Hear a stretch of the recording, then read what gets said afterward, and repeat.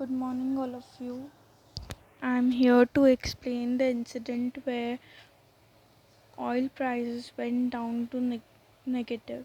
I'll be giving you the instance about prices, types of oil that are benchmarks, etc., and the actual incident will be covered by Muskan. The, you will be able to get to know about oil benchmarks available in the market, measuring unit of oil reserves available in the world, suppliers of oil to India, price determination, and price of oil in India. Starting with benchmarks of oil. There are three major benchmarks of oil which are mostly traded, although we can find dozens of such benchmarks. First is WTI, that is West Texas Intermediate, which is produced by USA. Also, USA is the largest producer of oil.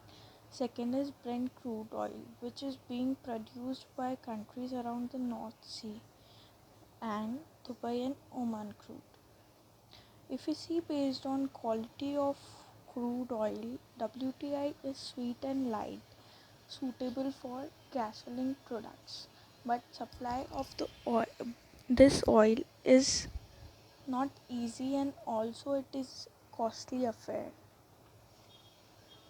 Brent crude meets two-thirds of the demand of the world, and it is easy to be supplied, also at relatively lower cost. It is heavy and has high sulfur content. Dubai crude is somewhere between WTI and Brent. Now, how the crude oil is measured? It is measured in barrel, that is, 1 barrel equals to 42 US gallons, 35 UK gallons, and approx 159 liters. Now, about the oil reserves. Venezuela have the highest oil reserves. To protect the interest in organized trade in oil, and an organization named OPEC has been created.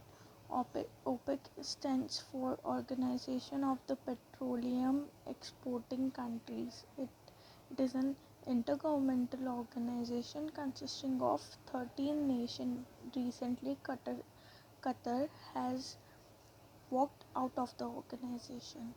Countries other than OPEC organization are called OPEC plus countries like USA, Russia, etc. Now, talking about the scenario of oil in India, the body which is responsible for the exploration, production, refining, distribution, marketing, import and export, and conservation of petroleum is Ministry of Petroleum and Natural Gas. Minister of Petroleum and Natural Gas is Mr. Dharmendra Pradhan, who is the first in the history to be Minister of this department for two consecutive terms. Now, supply of crude oil to India. According to the data of 2019, 60% oil imported was from Middle East, where OPEC countries are located. Most of the OPEC countries are located. Iraq being the top supplier, India has also diversified its supplies by including USA as supplier. Diversification of source is necessary so that the uncertainties in supplier countries don't affect the economy directly. Recent instance was attack on Aramco, largest crude oil company in the world and also a supplier to India, which resulted in high oil prices.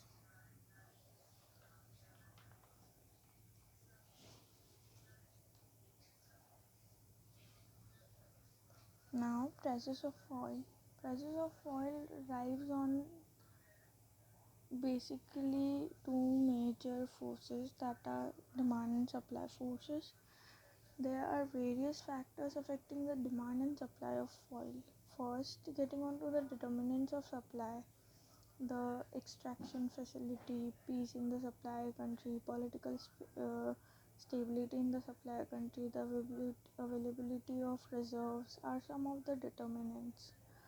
Demand determinants are economic activity in a country, status of a country, either it is developing, developed, or underdeveloped, etc. Oil is one of the most important commodity for an economy. From manufacturing, transport, travel, all core activities are dependent on oil availability. It fuels the economy in a sense. Though we are in an era where countries are becoming conscious about the harm caused by byproducts of oil and shifting towards renewable energy, but oil has not lost its importance. Getting on to the trading side of the oil contracts. Oil is traded in future contracts. Their prices are highly volatile and small actions affects these prices. From the statement of US President to the current COVID crisis, all have an impact on the trade price of future contracts of oil. These are traded on the mercantile exchanges. For example, uh, future contracts of WTI are traded in New York Mercantile Exchange. As the name suggests, future, they are traded in advance. For example, in April, the contracts of May are traded, and also, and so on. In India, they are traded on Multi Commodity Exchange of India, that is MCX, which is headquartered in Mumbai. Now, getting on to the prices of oil and its byproducts in India. As you can see, the first the order is placed to supplier. Then, when the oil is supplied or transported, various duties are imposed on, such as price import charges, insurance charges, ocean losses, and port fees. It it is added to the cost and freight price. When it reaches Indian port, government imposes custom duty.